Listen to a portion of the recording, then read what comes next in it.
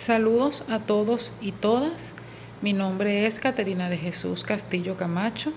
En esta oportunidad quiero presentar mi protocolo doctoral denominado Aproximación teórica al sistema integral para la recepción de denuncias hacia el fortalecimiento de la investigación penal.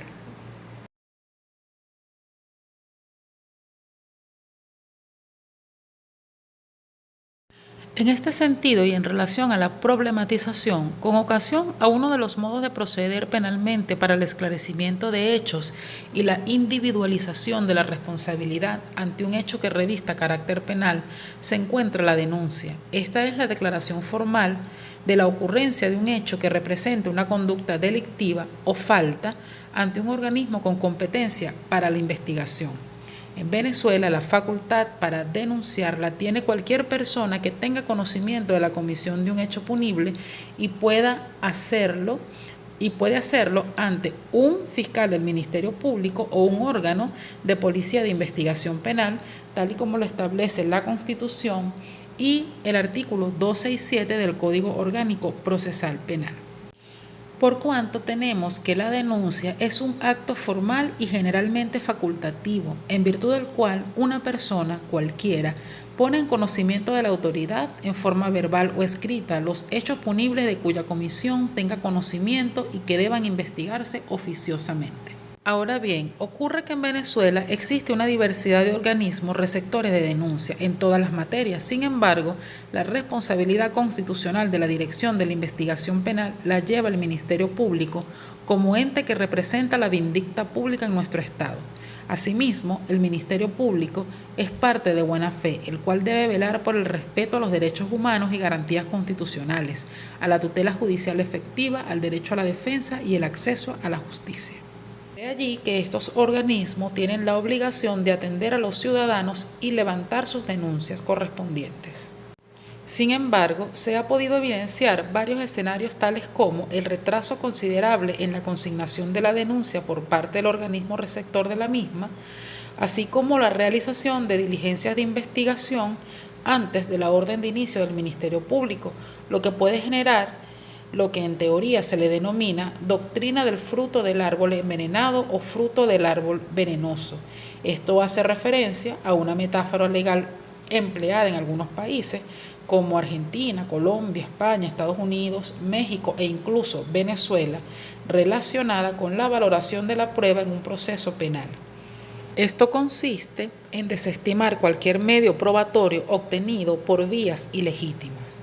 La lógica de la frase es que si la fuente de la prueba, es decir, el árbol, se corrompe, entonces cualquier cosa que se gana de él, el fruto, por ejemplo, también lo está. Es decir, si a través de los medios ilegales se obtiene una prueba y a su vez esta conduce a obtener otras, todas ellas resultan contaminadas por la ilegalidad de la primera. Entonces, la tardía y algunas veces nula notificación al Ministerio Público trae como resultado la vulneración de derechos fundamentales y por ello la conducta típica lesiva continúa violentando al ciudadano. Es por ello que considera quien aquí investiga que el sistema debe ser automatizado, integrado y vinculado entre el Ministerio Público y todos los organismos de seguridad del Estado, de manera tal que las denuncias se levanten y se carguen en línea, puedan ser visualizadas por la Fiscalía de ese Estado para su inmediata distribución, asignación del fiscal investigador según su competencia, garantizando así la atención inmediata a la víctima, el inicio de la investigación, generando las medidas de protección correspondientes.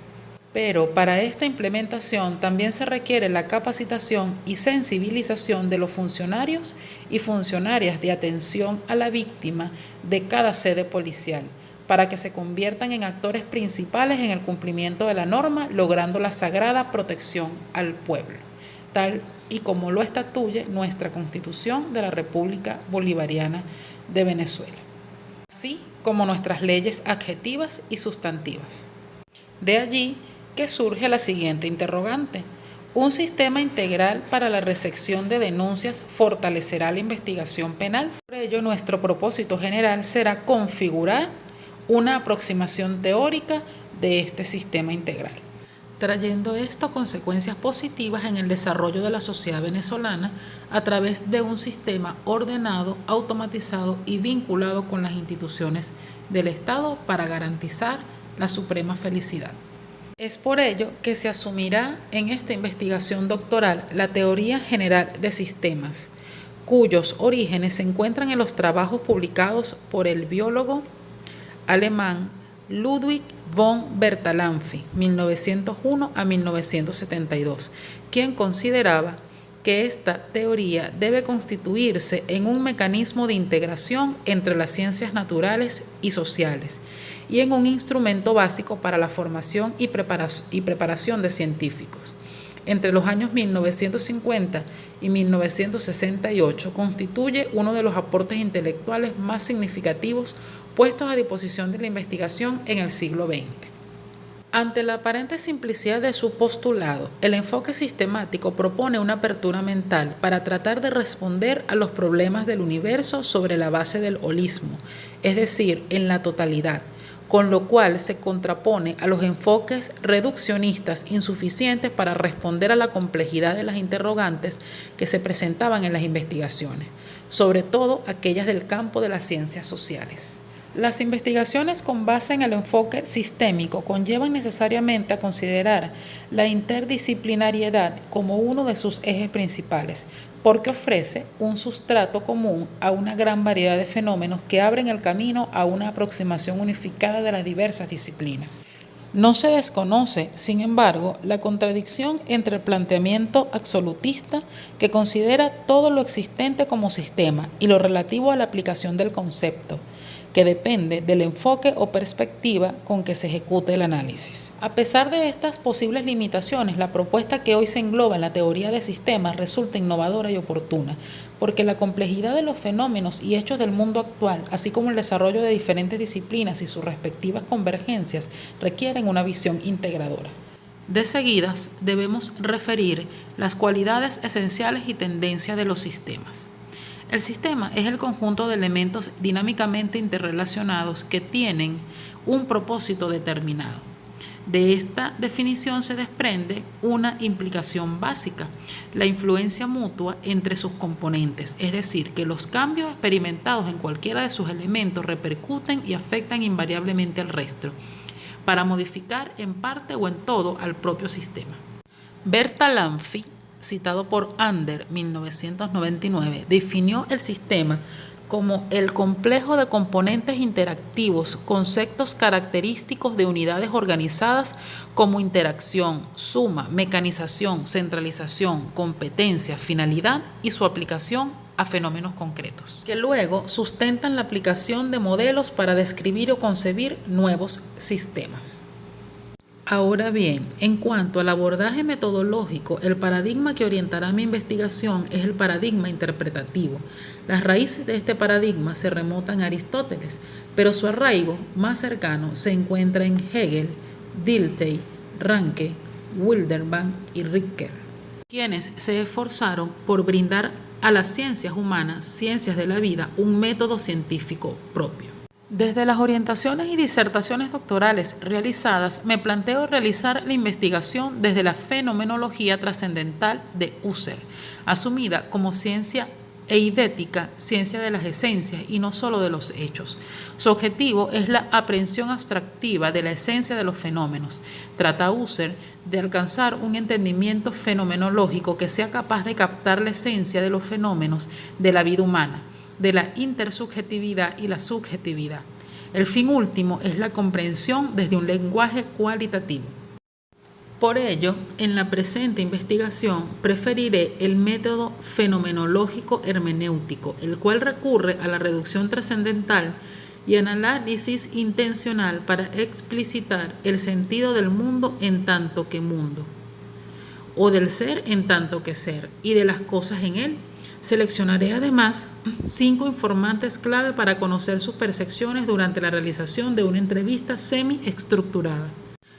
En concordancia con el enfoque seleccionado como investigador, pretenderé utilizar el método fenomenológico hermenéutico desde la perspectiva de Van Manen, citado por Ayala 2008, el cual parte del hecho de que el método de la fenomenología es que no hay método.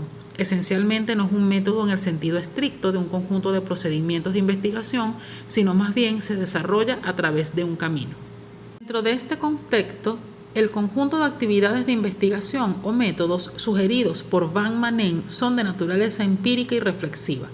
Los de naturaleza empírica los orientaré hacia la recolección de la experiencia vivida bajo un interés claramente descriptivo. En ellos haré uso de las experiencias de los informantes clave y la obtención de descripciones en fuentes literarias, la entrevista convencional y la observación participativa, pero todas ellas en función de la naturaleza de la pregunta que se formule. ¿Cuál es la naturaleza de este fenómeno en tanto que experiencia esencialmente humana? En tanto que con los métodos reflexivos propuestos por Van Manen pretendo develar y comprender las estructuras esenciales de la experiencia copiada. Por otra parte, concuerdo con Leal 2005 al exponer que la investigación se orienta hacia la generación de una teoría que trate de aclarar y comprender formas específicas de la vida social. La validez de la teoría generada por este enfoque está en términos de su coherencia, consistencia y poder interpretativo y del sentido que tiene para quien investiga. Los criterios que usé para la elección del paradigma responden a lo expresado por Martínez 2013, quien los resume en las siguientes interrogantes. 1. ¿Se busca la magnitud o la naturaleza del fenómeno? 2. ¿Se desea conocer un promedio o una estructura dinámica? 3. ¿Se persigue la extensión nomotética o la comprensión ideográfica? 4. ¿Se pretende descubrir leyes o comprender fenómenos humanos? Dar respuesta a estas preguntas me permitió seleccionar el paradigma de mi investigación. Por ello, los informantes claves que seleccionaré para esta investigación son 5 abogados en ejercicio y con al menos 10 años de experiencia en el ámbito de la investigación. De los 5 informantes seleccionados, 3 son de sexo femenino y 2 son de sexo masculino. Por otra parte, en función de recabar la información, aspiraré a la utilización de la observación como un proceso pensado, sistemático, dirigido a obtener información de manera directa del contexto en el cual se desarrollan las acciones, aunado a las técnicas de la entrevista desde la perspectiva de Denfin y Licón, quienes la asumen como una conversación es el arte de realizar preguntas y escuchar respuestas.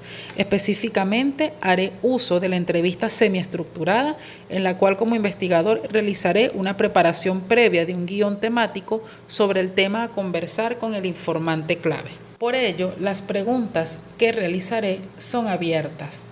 Así, durante la entrevista, él o la informante clave puede expresar sus opiniones, matizar sus respuestas e incluso desviarse del guión inicial pensado.